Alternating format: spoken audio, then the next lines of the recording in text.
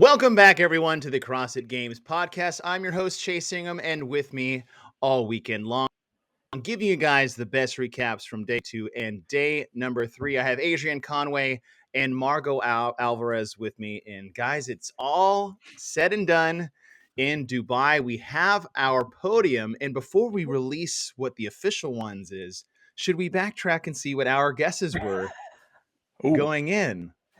We shall. Let's do All it. right. Let's do this. Adrian, kick us off. We'll go give us your men's first, women's second. Margaux will follow with you. And then we'll see how close we got. So let's hear it, Adrian. You first. Let me make sure I got my list here on. Look, on don't pull up competition corner and start reading the top 3. I know. I am competitive. I do like to compete. But I got my list right here just to stay true. Right. Just to stay true. So my top 3 men from first to third were Ricky Garard in first, Roman Kronikov in second, and Jeffrey Adler in third. I had Tola, of course, picked as a dark horse. You want to hear my women right now? Yeah. Let's hear the women. And then my top 3 women were Kristen Holte, Laura Horvath, and Emma Carey, who unfortunately had to drop out of the running in day 2. And then I was watching sad. Andrea Niesler throughout the weekend as well as a dark horse. All right. Margaux, what were your top 3 men and women? So for the men, I had Ricky as number 1, Roman is number 2, and Jeff is number 3. And then I had Luca as the dark horse. I picked the wrong brother, obviously. And then for the women's side, I had Kristen as number 1, Laura as number 2, and Gabby as number 3. And then my wild card was Rebecca that I was watching. All right. My top 3 men went Roman, Adler, Ricky, and I was also looking at Tola as a dark horse for the men. And my women went Holte, Gabby, Laura was my top 3. And my dark horse was also Andrea Niesler. So let's look at how it all finished up. Roman Kronikov sits on top of the leaderboard for the men. Lazar Jukic, brother of Luca, finishes in second, just 9 points ahead of Ricky Garard, who podiums. Jeffrey Adler finished in 4th overall, and Willie George actually sitting in the top 5 for the men. On the women's side, Laura Horvath holds on. First place overall, 33 points ahead. Kristen Holte takes second, and Gabriella Migala takes third. Sam Briggs just 17 points off a podium position, with Jacqueline Dahlstrom in 5th, just 2 points behind her. In fact, if you look all the way down to 7th, that is Sara Sigmundsdottir. I mean, Sara got 7th overall. She was only, she was at 690, 33 points out of a podium position. Amazing.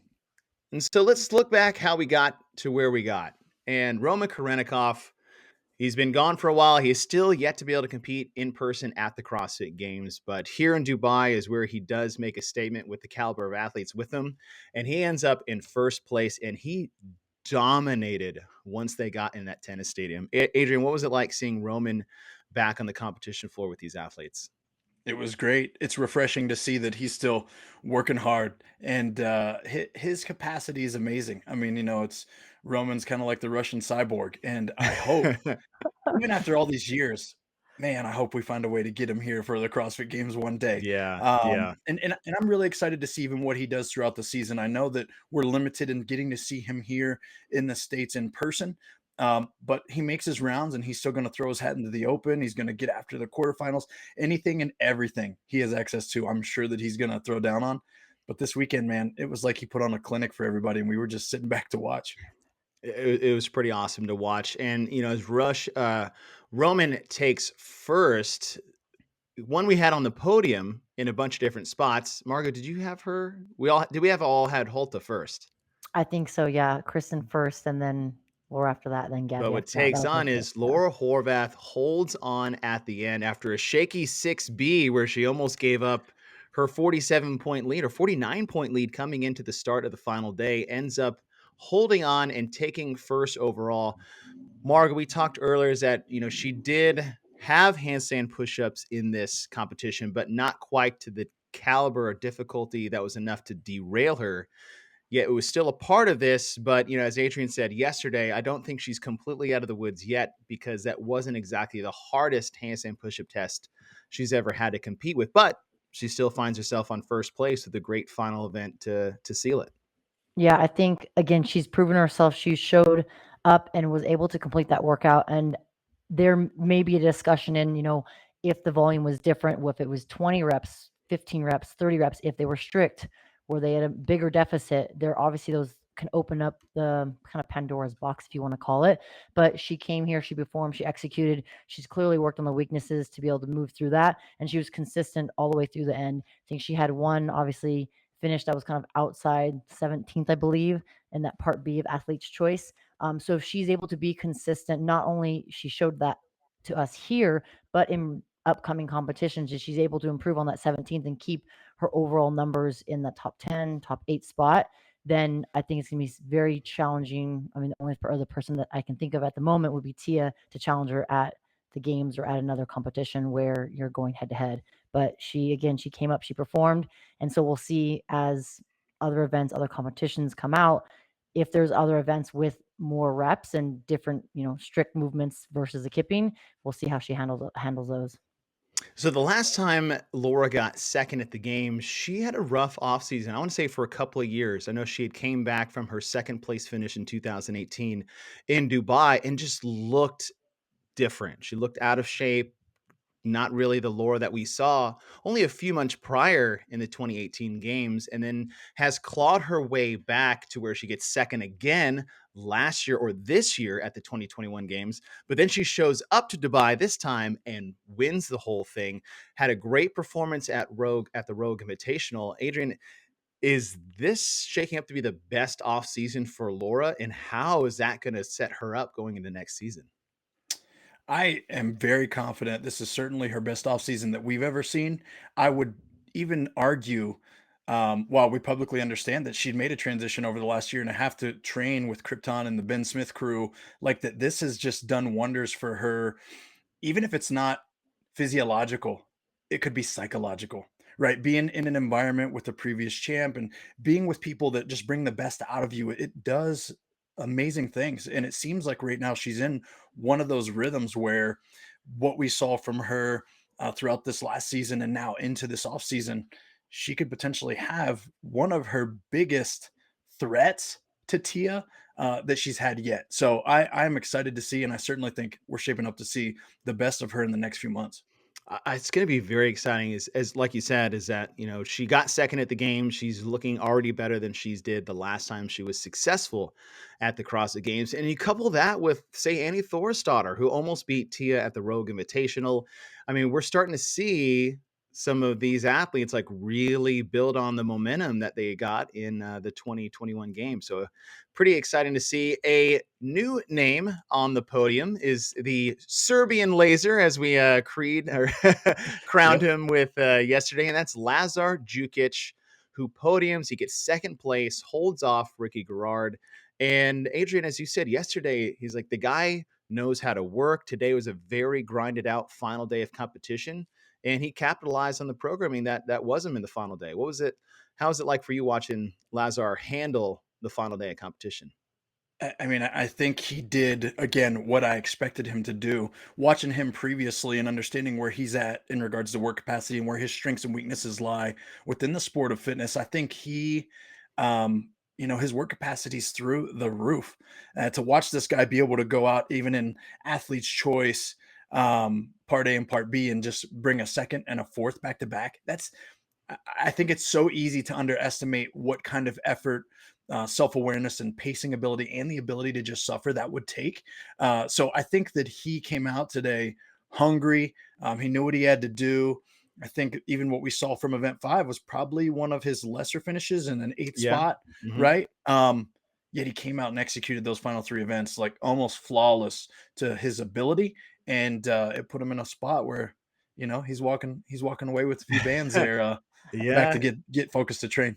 Yeah. Margaux, for you, going into the final, Lazar was only about 14 points clear of Ricky Garard, and he goes out there and only gives up one spot to Ricky in the final. How was it like watching his composure, knowing there was still a lot on the line going into the final event, even though Roman was clear of the rest of the field?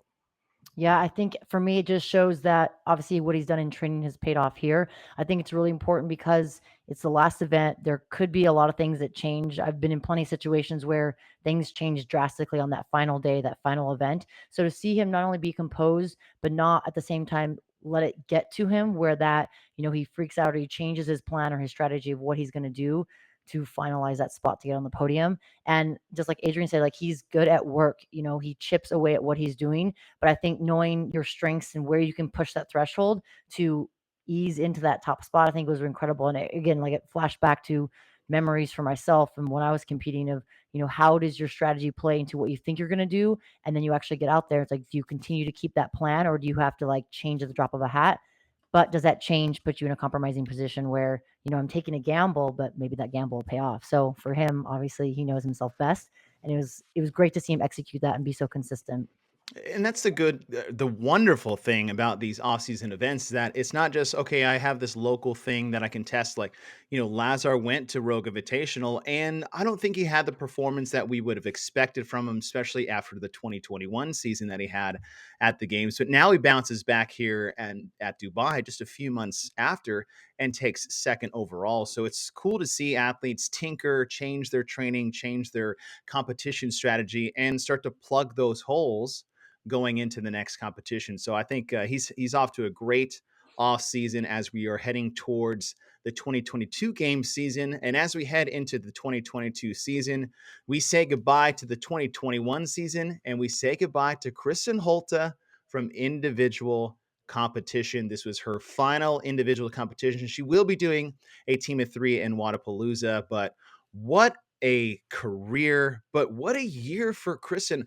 Margaux, I know she got second in 2019. I still think that was a weird year as far as the format was concerned, even though that was her best finish. But I think I heard 6 seasons where she's in the top 7. But the year that she's had this year, is this the best Holte we've seen her career? And she's walking off into the sunset. Yeah. I mean, she's performed amazing over the handful of years that I've competed with her. And like a lot of people have kind of said, if this is her best finish or this is her best year yet, like why wouldn't you want to continue to build?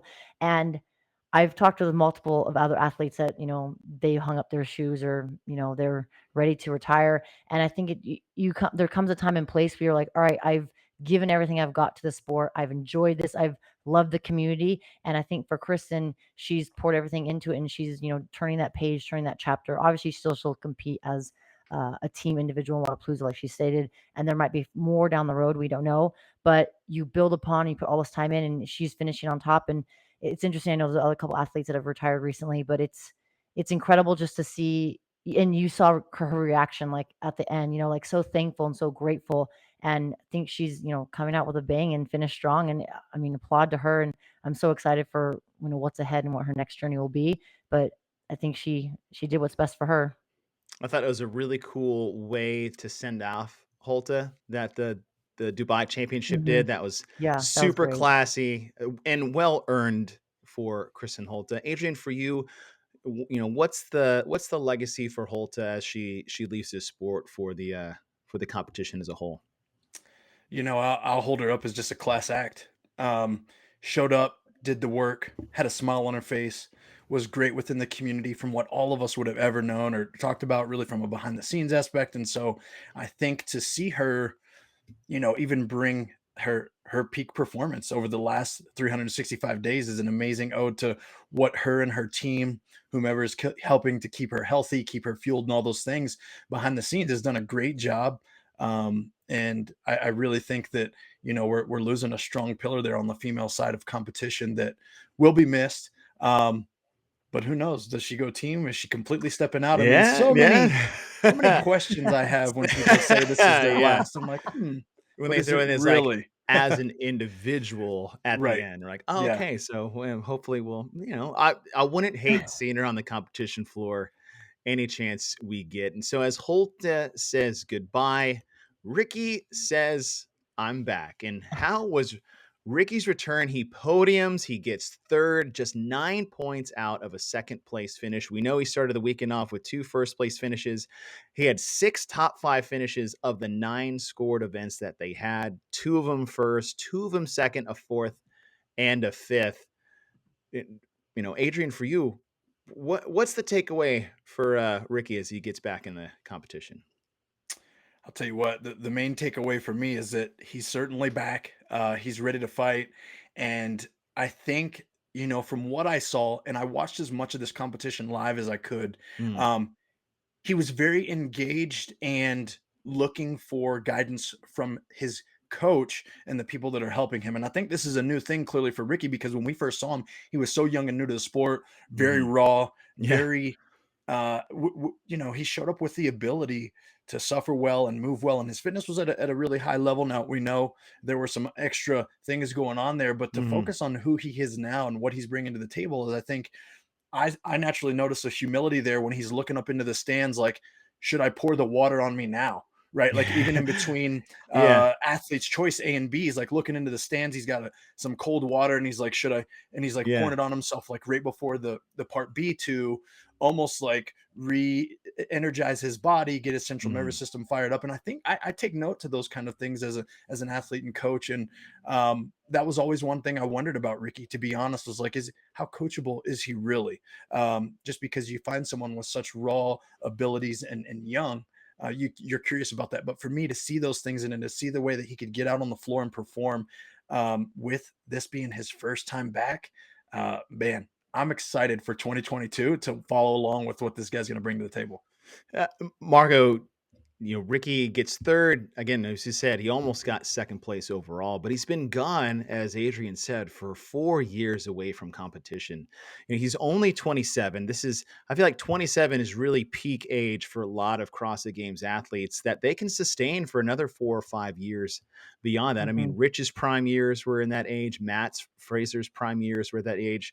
On the women's side, it's a little bit different. They're like barely getting to that age, and they've already won 5 in a row. So the women's side is a whole new beast for competitors. But what can Ricky take away from this to for a huge positive going into, we know he's going to compete at Wadapalooza, and then the game season is coming up. What are the big takeaways for Ricky from Dubai this weekend? I think obviously, going out there and being able to have a good performance for himself, but I'm thinking kind of like behind the scenes stuff that maybe we don't really necessarily see, like the mental game, the mental aspect, like how's he talking to himself? What's the conversation, whether it's with his coach or with himself, that he's able to go into it? And obviously the 4 years he's been gone, but I think experience speaks huge for athletes that have continued to compete year after year. You have that element of a veteran in aspect where, like, the situations, you've been in so many different types of situations that you can rely on that or the reaction on what's going to play forward to the next event. And I think for him coming back into this competition after 4 years away, that he's going to have a different mindset and approach to it. I think that will in a way be advantage to him. So as he goes to that next competition, Wadapalooza, anything else after that into the next season, that will actually be an advantage for him, and how he handles that going forward. That's what I think is the biggest takeaway for what I saw for him. And I think for Ricky too is it's just got to feel to have. I mean, to come out in your first competition with, the most expectations, whether it's people positive or negative, than any athlete I can think of Yep. coming into their first competition with some time off than Ricky Garard. Like, we're not heralding up as he's the next great CrossFitter, but he's infamous for what happened in 2017. He gets third at the CrossFit Games under, PEDs, and then he comes out here after 4 years clean and gets third here in Dubai, again, almost getting second overall. That's got to feel good, just from a perspective of getting a lot off your shoulders. I mean, think about that buildup for 4 years, and to see the personal questions, like, am I actually legit? Was that, Yeah. I know it wasn't clean in 2017, but you've got to have these personal questions and doubts. Like, was it all the PEDs, or am I as good as I truly think I am? And I think for Ricky's standpoint is like, this just got to feel good for him as his first competition back. And third place on the women's side, I believe we all had her in our podiums across the board. That was Gabriella Migala, and she takes third here in Dubai. She took third at the Rogue Invitational and a great performance at the CrossFit Games. And the question I have for you guys is, I know she's not a teenager, but she's one of the early teen athletes of, I'd say, this next generation of female athletes. And then come the Haley Adams, the Mal O'Briens, the Emma Careys, the Emma Lawsons this weekend, 16 years old. And I think she cracked the top 10. But should we be focusing our attention more on Gabby kind of, holding the flag for this new generation of female athletes? I mean, she's 23, definitely a younger athlete. And I think she's proven herself pretty consistent, especially that last event, seeing her take that edge against Laura. And I think her experience as she builds upon more and more competitions will start to showcase that. It was interesting to watch in that final event, her lunges and her steps. Like she elongated her lunge and she was able to overtake Laura and beat her by a step or two. And it's small things like that that if you're aware of and you're able to implement into competition or into events and you build upon that, then that's where it's going to say, hey, like you're taking the lead, and every second, every inch counts, especially when it comes down to the wire and, trying to get on that podium. Adrian, for you, what are some of the things that Gabby just needs to fill holes a little bit to get her more consistently into the top 5, maybe see a top 3 finish at the games? Well, let me tell you, Gabby Migala, you've put me on notice. Okay, you put me on notice, and I respect and admire you for it. And the reason was that out of us 3 guys, I'm the one that didn't have her on my podium. And so, with that being said, I don't know that I'll make that mistake again. I look back at someone with the experience that she does actually have, whether it be as a teen and or as now as an individual games athlete. It's seeing that like through a weekend here with a solid caliber of women, she was outside the top 10 in one event. That event had some thrusters and ring muscle ups. So maybe that's the focus, is the hanging and the pulling specifically in high volume for gymnastics for her, or it could be the specific skill of the ring muscle up, or it could be the general capacity of where she was at and her ability to recover after 2.5 days of competition already. So I think I can't answer that directly where she needs to work, because it's almost a little less obvious for me just based off of how she performed at Rogue and here in Dubai. But I will say this to speak to even the moment that Margaux mentioned there in that final chipper, the ability and the discipline to put the dumbbells down for a second or two, pick them up where Laura chose not to put them down, to pick them up and then have that competitive drive to walk her down and pass her. That makes my palm sweat talking about it. That excites me as an athlete and as a coach, like you would not believe. So shout out to Gabby for that. What a show to watch that was. And I think those are the hints of greatness that we see in young competitors when they have that kind of awareness, because like Margaux said, that is what it takes to be a champion in a sport like CrossFit. Well, and not only that, as you said, what she did in the final event to put him down, have the patience, and then run Horvath down at the end, but she needed that win. She was in 4th going into the final event, so she did not just need to do well; she needed to get that win, and she did what she needed to do to secure that 3rd place finish.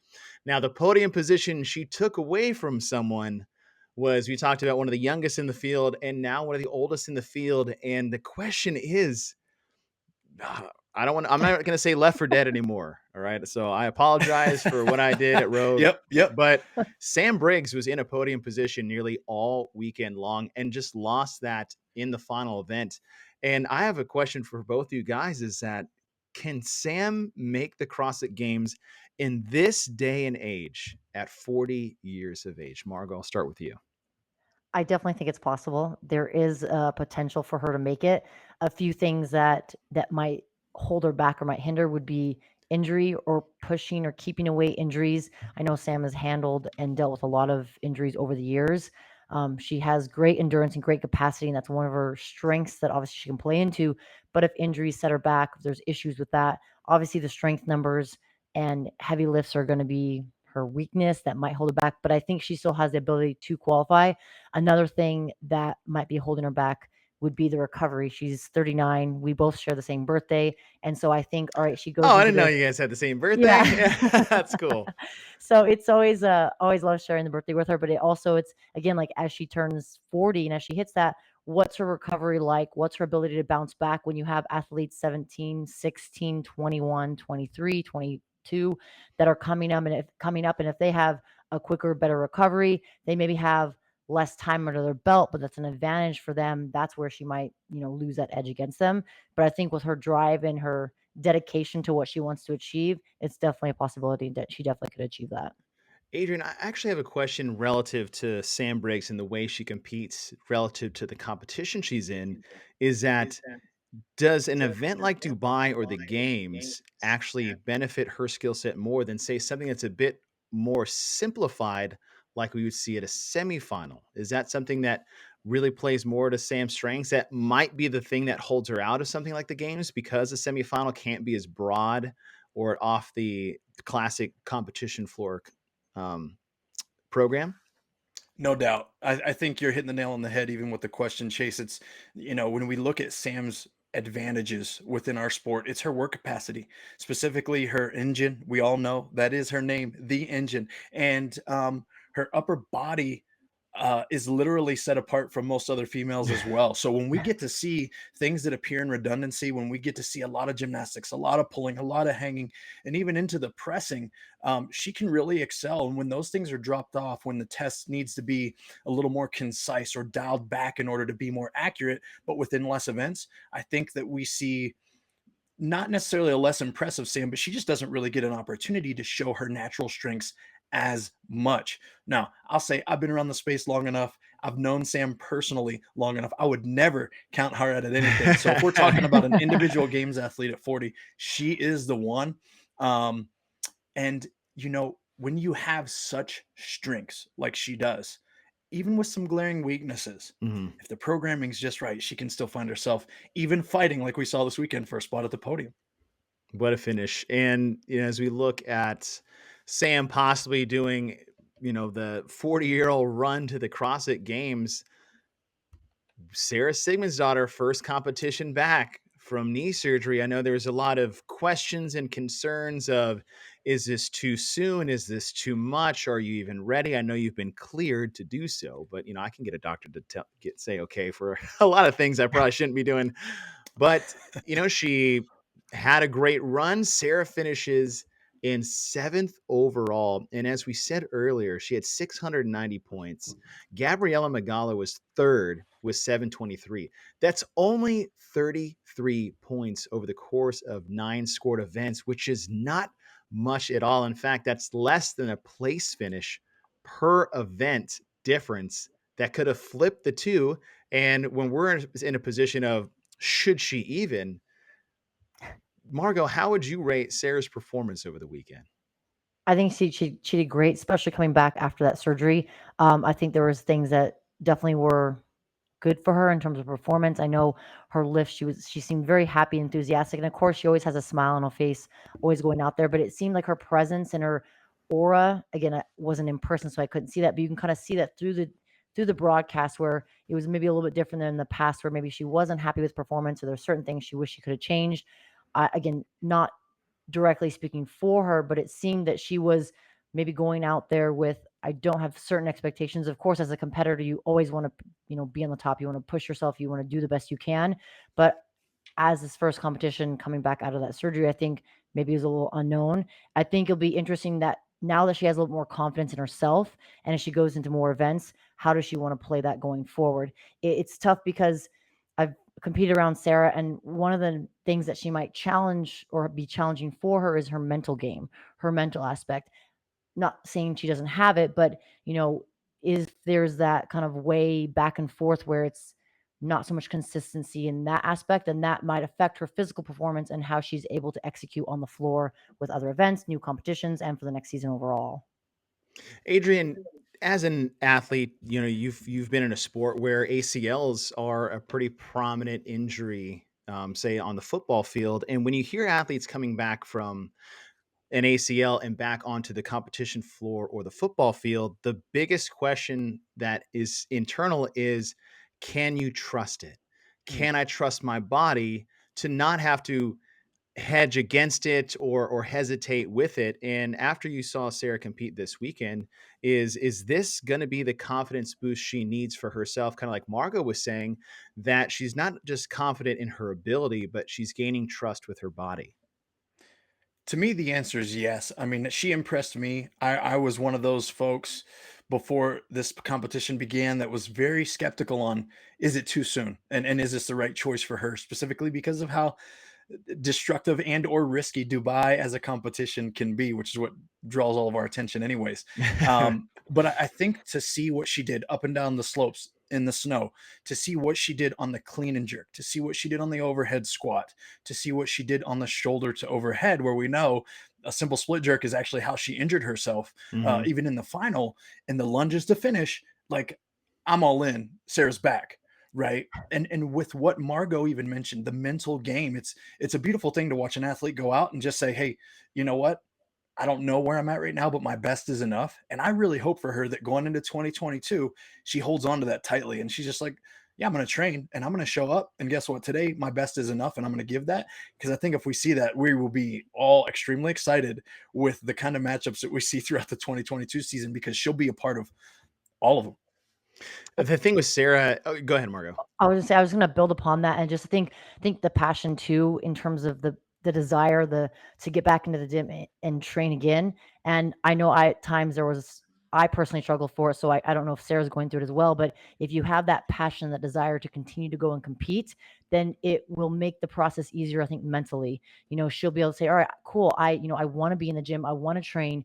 I want to go after it again. But if there's a little bit of like, man, like this is a struggle, or maybe I'm doubting myself for a little bit, maybe I don't want to continue to do this. And then that kind of enters the brain, and that trickles into the mind, and that trickles into the body. And it's a domino effect where it can affect other things. Not saying that she's there, but again, that's something that to consider for her or anyone else and any other athlete. But that mind aspect and that mental game is so much more of a piece that gets left out. Like we talk Yeah. about the 10 components of CrossFit. Like, and I know Rich has mentioned this before, like, oh, like the mind game or the mental aspect is just as important as all those other ones. And I 100% agree, because how you approach a competition, an event, your season, the gym can affect a lot of other things down the road. I think the big thing with Sara too is that she's a very, Margaux, as you said, mental. That's where she struggles as far as keeping her head in the game, keeping her emotions in check. She's a big time roller coaster ride athlete. If it's going good, it's going great, and if it's going bad, it's Yeah. as pretty as much as bad as it can get. And that's the wave Sara tends to ride in competition. But I think wins like this, healthy competition, 7th place finish in striking distance of a podium, coming back, that just has got to build the confidence and the trust in her body and her training going in. And that's just going to give her more confidence mentally and emotionally. And I'm curious to see, does she take the stage in Wadapalooza? Does she do another competition prior to the games, or was this her only little tune-up? And I would love to see her back in action, back and better than ever, just because she is one of those staples in the sport. She's had a rough couple of years with some injuries and some disappointing finishes that she would also say as well. And so, yeah, I think she's back, and I think she's back in a new way, not necessarily back in a big way, which is, I think it's good for Sara. She needed she needed a little bit of a reset, and hopefully that's the hurdle that finally she can leap to get back to the podium that we thought she is. So, all right, 3 days of competition, 9 scored events, and just a lot of things happen from start to finish.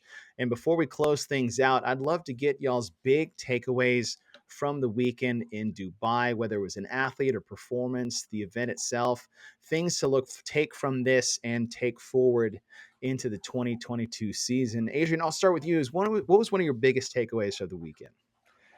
Look, I don't know if this is where you intended this question to go.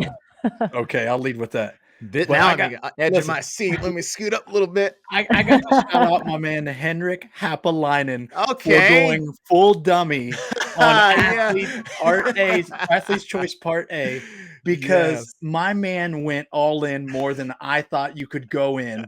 And it was a beautiful thing. And for me, literally, when he came out and I watched the bike start to rev up, I was like, oh my, oh, he's doing this. He's doing this thing. And then I looked back at the scores and I was like, okay, I understand. He knows he can't get to the podium at this point. So he's about to go get a few of those bands that's available and get some of that cash money out there. And he's going full send on workout A and just going to bag it up for part B, right? Like he was dead last on part B. But to me as a spectator, I was like, oh, I'm here for it. You know, it made it exciting and it was an impressive time. Like, if any of you guys are listening to this and you program or you're an affiliate owner, throw that on the whiteboard and let's see how many people fresh could go after his time, because that was amazing. See how many people don't show up for that workout at the at your affiliate. Hey man, I was like, hey, listen, I'll give you $3,000 to full send this. I'm like, absolutely. Yeah, sign me up. Sign me up for that. That was cool. That was fun to watch. So it was that was a Newberry special of the Ringer 1, Ringer 2. Right, exactly. Very representation of that. Yeah, that was a pretty cool. Margaux, what about for you? I mean, a lot of that was definitely something I thought back in my mind, and I kind of laughed because we talked about that. You know, who's actually going to go full send in that first part, and how are they going to fill in the second part? I was definitely feeling his energy afterward in that second part. But for me, I think someone that really stood out was Emma Lawson. She was very consistent in the last handful of events. Young athlete, very young athlete, and I think watching her on the muscle up thruster workout, she was smooth, concise. I don't think she broke them up into that last round. I believe on the 10, maybe she might have broke up the 8, but just seeing her movement efficiency at such a young age, she has so much more ahead of her. And to see her climb up the leaderboard and finishing 9th overall in that top 10 spot, that was very impressive. And I think it's interesting to see how fast that CrossFit and training has progressed in, the past 20-ish years that it's kind of been around, and seeing these younger athletes break these barriers. And for her, it was like, man, this is good for her. Like, that was awesome. And she was obviously the only one I was looking at, but that's someone that just kind of stood out at me. And I think there's a lot more overall takeaways to see as the season comes. I feel like we're going to see some individuals or other names pop up that, whether we've heard them before or we haven't, that again, it's going to be changing the landscape of what it was and when I competed and what competition 2010 to what it is now and where it'll be in the future. So I'm excited to see some kind of a new path be created, or a new door kind of open, we'll say, I guess. I like that. I mean, Emma Lawson, as you said, she's 16 years old. She gets third in event 5, third in event 6, part B.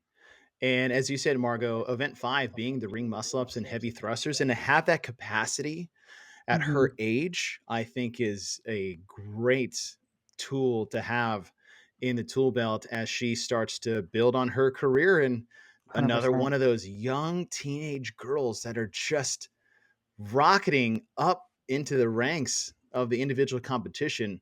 I think for me, what's exciting to see is actually the overall women's side of the field. It just feels like everybody's getting better by leaps and bounds. And when you want to see, say, more competition at the CrossFit Games side with Tia Toomey going for a 6, I think Annie said this after the Rogue Invitational, is that obviously no one is unbeatable any given day. There can be someone sitting on top, but Tia looks about as close as you can get to unbeatable right now. But what Annie said is that if anyone is going to be able to do it, they're going to need some help. And I think after watching this competition and Rogue, is that we're starting to see the women's field maybe start to step up all of their abilities and maybe start throwing in some wrenches on the leaderboard at the CrossFit Games that people are going to need if they want any chance of pushing or taking down Tia Toomey. So overall, seeing the women's side advance in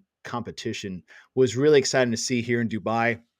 But as we close out 3 days of competition, what an exciting weekend, Thursday, Friday through Saturday in Dubai. A great event. We had great races. Again, your top 3 on the women. Laurel Horvath wins with 783, Kristen Holte 750, and Gabriela Migala rounds out your top 3 with 723. On the men's side, Roman Karenikov dominates the field. The next closest after him was Lazar Jukic, nearly 100 points back. And then 9 points back, Ricky Garard, first competition back in 4 years since the 2017 ban, gets himself on top of the podium. And what a wild weekend it was. Super fun action across the board. Adrian, Margaux, I want to thank you guys for hopping on and doing these daily recaps. I hope you guys enjoyed watching the competition, enjoyed watching the recaps that we have every day. And after this, I mean, it's going to be a new year. 2022 is around the corner as we close out 2021. I believe this will be the last really official off-season competition before we start things out. So for you guys, listen, thanks for hopping on with me. Really do appreciate it. Merry Christmas, happy holidays, and happy New Year. You guys have a great rest of your year, and we'll be touching back with you guys in 2022.